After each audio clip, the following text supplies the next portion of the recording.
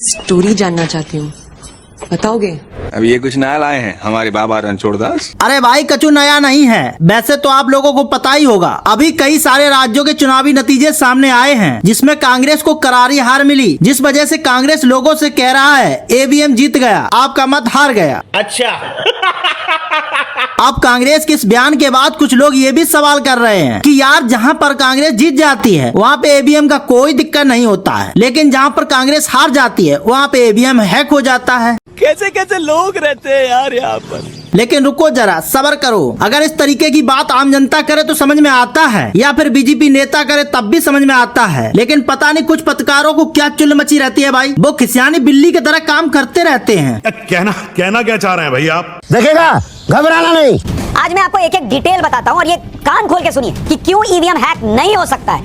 अच्छा, अब पहली बात तो ये कि इसके अंदर ना कोई वाईफाई होता है ना कोई ब्लूटूथ होता है। समझ गया। जब वाईफाई है ही नहीं, ब्लूटूथ है ही नहीं, तो बाहर से कनेक्ट कैसे करोगे भैया? हमारे यहाँ बिहार में इसको थेथराई कहते हैं। शाबाश। अब सुशांत सिन्हा की बातों को सुनकर लोग ये भी कह रहे हैं, माना कि बॉस आपके हिसाब से ईवीएम हैक नहीं हो सकता, तो फिर ये क्या है? इस प्रजातंत्र की नींव ऐसी मशीनों के ऊपर टिकी हुई है जिसको मेरे जैसा एक साधारण इंजीनियर भी 10-15 दिन की मेहनत के बाद जहां वो डलवाना चाहे वहां वो डलवा सकता है। Can you explain? ये एक्सप्लेन बहुत अच्छा करते हैं। सौरभ भारद्वाज ने ईवीएम के जरिए वोटिंग करनी शुरू कर दी। डेमो के दौरान आम आदमी पार्टी को सौरभ ने 10 वोट दिए। बीएसपी के सामने उन्होंने 2 बार बटन दबाया।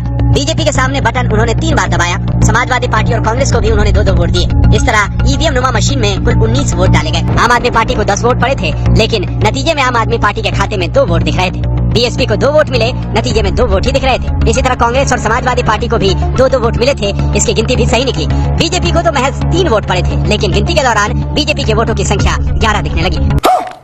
इस खबर को देखकर लोग ऐसे ही चौंक गए, लेकिन ये सब के बावजूद सुशांत बॉस को यकीन हो जाए, ऐसा कैसे हो सकता है? लेकिन अब टेंशन की कोई बात नहीं, क्योंकि लोगों ने इस चीज के लिए जबरदस्त वीडियो ढूंढ निकाला और वो वीडियो बीजेपी के गद्दावर नेता सुब्रमण्यम स्वामी जी का है। इलेक्ट्रॉनिक्स वोटिंग मशीन जो बनी है उसमें जो माइक्रो कंट्रोलर है वो कौन बनाता है? वो जापान बनाता है। तो मैंने उस जापानीज कंपनी को कांटेक्ट किया कि जो आप माइक्रो कंट्रोलर हमारे ईवीएम में लगाते हैं, क्या आप अपने जापान के कंपनी में भी, जापान के ईवीएम में भी लगाते हैं? तो उसने कहा हम कोई पागल हैं, हम तो ईवीएम नहीं उपयोग करते हैं, हम तो बैलेट पेपर में चलते हैं।